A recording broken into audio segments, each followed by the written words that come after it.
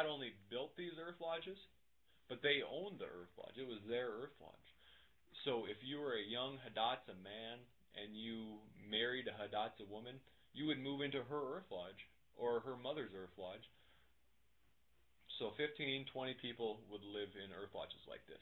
And one of the unique things about earth lodges compared to that of what a lot of tribes in the Northern Plains had, the teepee, was these were permanent houses. An earth lodge, after the women built an earth lodge like this, they would live in here for 10 years or more before they would have to rebuild and build again. Like I said before, these villages that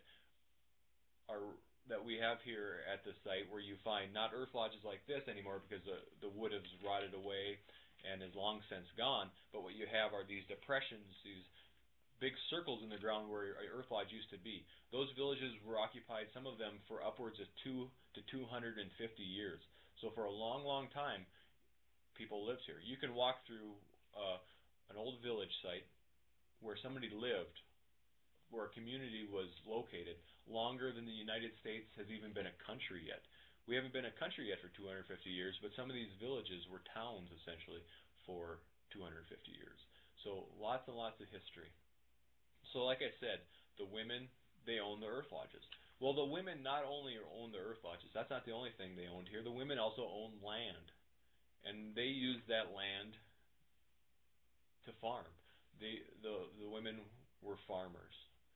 So they grew many different crops.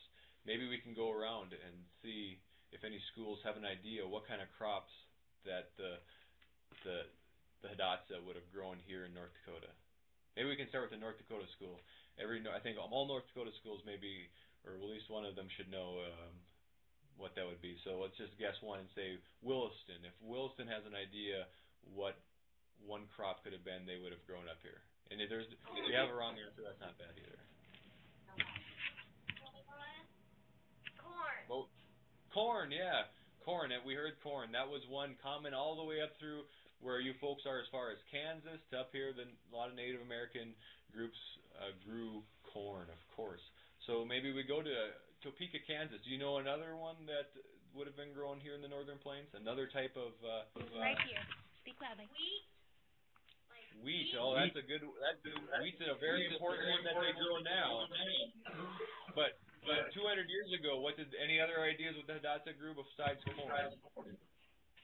Go ahead, somebody. Potatoes. Not potatoes. Here. Go, one more. I heard somebody say it. Beans. Somebody say beans. Say beans. Beans. There you go. Beans. So, beans is another one. So we have they grew corn, they grew squash, they grew sunflowers, they grew bean, and yes, if you guys want to mute your system again, but tobacco.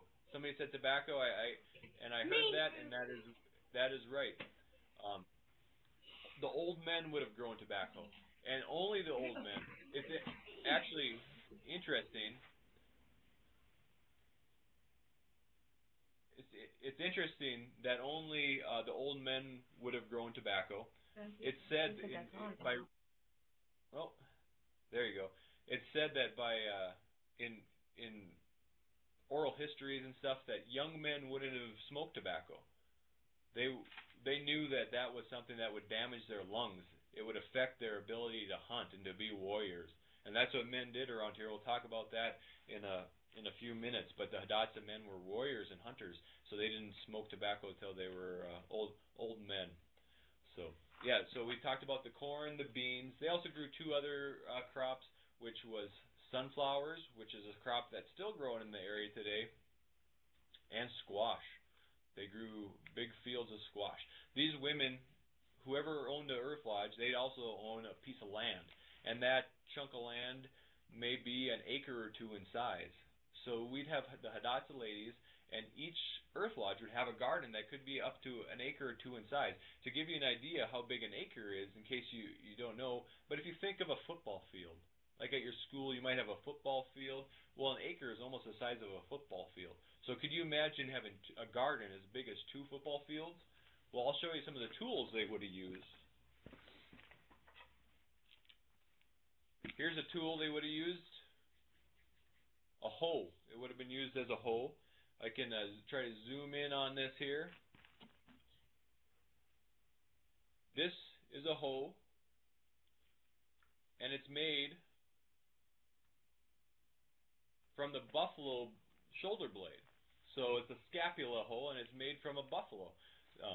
Buffalo or bison, as they are called, would have been something that would have been real important to the Hidatsa. They would have used every piece of it pretty much they could, and this is one piece they would have used for gardening. Can't have a garden without a rake. You got to rake up some stuff. Here we got a nice rake. We can see here, made from an antler of a white-tailed deer. So here we have a rake. Perfect, actually works pretty good if you're raking up your garden in the fall. One tool they had, one of the main tools, of course, you have a garden, you have to work it up in the fall or the spring. You have to maybe get your garden bigger, you have to break up the sod. For that, they would have used just a stick, a digging stick they would have called it. Very important. They would have made it out of green ash, a variety of tree found here, real hard tree. I think people even make baseball bats out of ash, so that's how hard it is. And they would have made digging sticks out of them.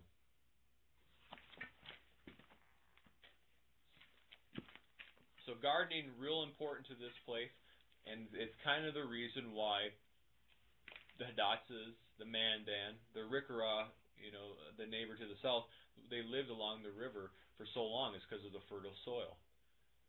That fertile soil and a combination of a rock called Knife River flint. And what flint is a real hard stone. This is found in the area.